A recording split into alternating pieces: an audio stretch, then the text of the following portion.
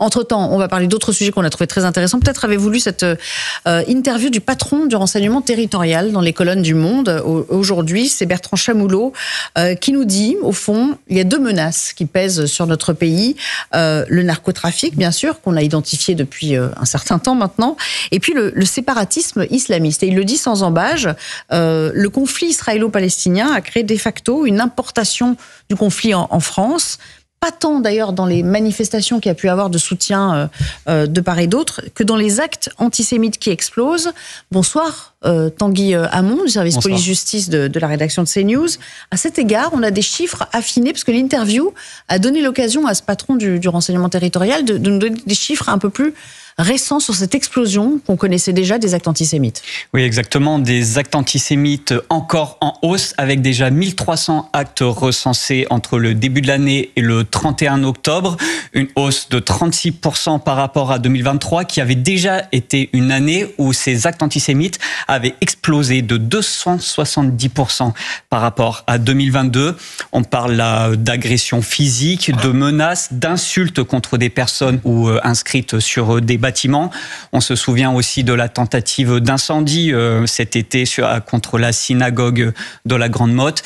Il a aussi donné les chiffres des actes anti-musulmans qui sont stables, voire en légère baisse, avec 143 actes recensés au 31 octobre contre 242 sur l'ensemble de l'année dernière. Alors, ce qui nous a paru intéressant dans cette interview, Gil Mihaili, c'est que, alors déjà 270% d'augmentation, on le rappelle, c'est énorme, c'est que les actes anti-musulmans, eux, n'ont pas progressé, voire même ont régressé. Voilà, donc l'agressivité, la haine, elle se situe d'un côté du spectre aujourd'hui.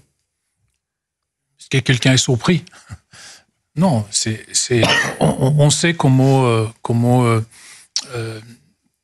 les choses se déroulent, comment les choses se manifestent.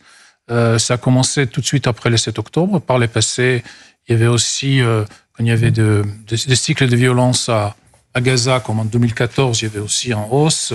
Et dans le deuxième intifada aussi, il y avait une hausse. C'est malheureusement, c'est comme la fièvre qui accompagne la grippe. Richard Abitbol, ce ratio ne vous surprend pas non plus? Nos statistiques donnent quelque chose de beaucoup plus différent. Je pense que la guerre et les conflits sont des alibis qui permettent d'extirper leur haine et la violence antisémite. Mais, c'est triste de le dire, mais l'importation de populations antisémites dans leur pays d'origine a créé une population qui est assez antisémite en France. Tous les sondages l'ont montré. La population immigrée, notamment du Maghreb et puis de Pakistan ou d'Afghanistan, est antisémite parce que dans ces pays-là, c'était culturel. Attention, une partie de quelques éléments. Bien entendu. Moi, je suis très proche des milieux musulmans qui sont justement... Non, mais il faut mesurer tout ce qu'on dit aussi. En train de se battre contre ça. Je crois que justement, le vrai problème des médias, c'est qu'ils ne donnent jamais la parole à ceux, sauf à CNews, on voit certains musulmans qui se battent vraiment contre cet islamisme. Les médias, en général, ne donnent pas la parole aux gens. Moi, je donne l'exemple. Comment ça? Expliquez-vous, qu'est-ce que vous voulez dire? Je donne l'exemple. Il y avait l'imam Alissa, qui est l'imam de la Mecque et le président de la Ligue islamique internationale, qui avait fait des déclarations extraordinaires lors de ce passage à Paris. Je n'ai vu son interview que sur des médias anglophones. C'est-à-dire qu'il faisait une interview outrancière? Qu'est-ce qu'il y avait comme contenu dans l'interview? Il était invité notamment pour le 150e anniversaire de la synagogue de la Victoire. Il avait été à Auschwitz. J'ai souvent des échanges avec lui. Il a pris des positions très claires, très nettes. Et qui l'a entendu? Ah oui, d'accord. Vous voulez dire que quand c'est dans l'autre sens, personne ne reprend. Personne ne reprend. Et je parle à des journalistes qui sont ici. Pourquoi ces personnes qui parlent et qui sont écoutées? Parce que moi, j'aime beaucoup l'imam Chagoumi, mais il n'a pas beaucoup d'influence au milieu musulman. L'imam Alissa, il a une influence non seulement en France, mais à l'international. Pourquoi on ne l'entend pas? Ça a commencé avec des tags, puis il y a eu une montée en puissance, et après, il y a eu des agressions physiques, verbales, beaucoup plus marquées. Il faut dire que c'est... Des complexions. Que c'est une bonne chose que les actes anti-musulmans reculent. on s'en félicite tous. Non, mais bien sûr.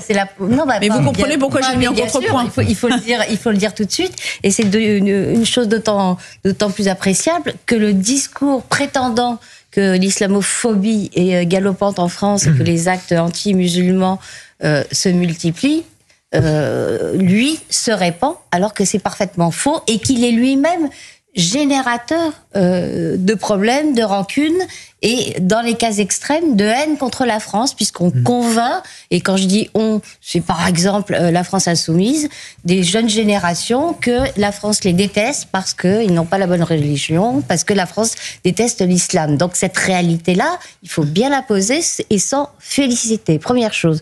Deuxième chose, dans l'interview de Bertrand Chamoulot, moi ce que j'ai relevé, c'est qu'il y avait pas. Mais il y a d'autres choses, on n'a pas fini d'en parler. Alors de violence, d'expression antisémite violente dans les quartiers, mais lui met surtout le doigt sur un phénomène que je n'avais jamais vu, franchement, de mémoire de journaliste souligné par un responsable de ce niveau des renseignements et de la sécurité française, c'est l'entrisme. Parce que vous faites vous déflorez un petit peu la suite du papier de Tanguy, on allait y venir. Là, je voulais vraiment vous faire réagir sur la recrudescence des actes antisémites. En effet, concernant les mouvances islamistes, il parle à la fois de l'activisme des salafistes, mais il nous dit il y a plus insidieux encore, c'est ce que font les frères musulmans. Expliquez-nous. Oui, exactement. Il a dit que ces services sont particulièrement attentifs au courant frériste, les frères musulmans, donc, et ce sont eux qui l'inquiètent le plus, bien plus que les salafistes, comme vous l'avez dit.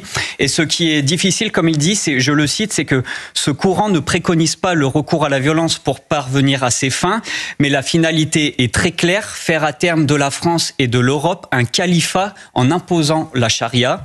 Le problème étant que l'entrisme des frères musulmans, touche tous les domaines, touche le sport, touche l'éducation, touche la santé, avec notamment la question du voile dont on parle très régulièrement ici sur CNews.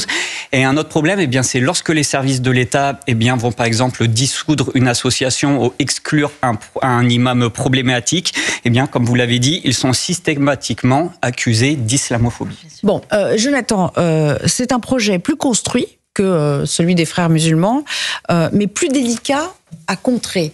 Parce qu'en plus, on l'a vu à force de commenter l'actualité de ces derniers mois, ils ont une connaissance des ressorts et des recours judiciaires. C'est-à-dire qu'ils naviguent beaucoup mieux parce qu'ils connaissent aussi le droit et ils s'en servent à dessein. C'est ça qui fait leur force de frappe aujourd'hui. Complètement.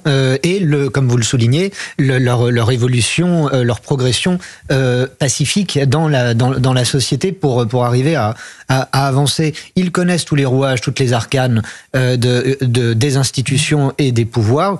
Je dis des pouvoirs parce qu'on a sous les yeux un voisin qui s'est fait complètement noyauté par les frères musulmans, c'est la Belgique. Et il y a en Belgique une ville, Bruxelles, qui abrite l'Union européenne et l'institution de l'Union européenne est elle-même une sorte est prise d'assaut comme une forteresse toute l'année par des lobbies fréristes. On l'avait vu, l'association Fémisso qui avait... Et l'Union européenne, avec l'argent des Européens, des contribuables européens, finance tout au long de l'année des campagnes pour promouvoir le port du voile, pour nous dire qu'une femme voilée est une féministe heureuse, etc. Bon.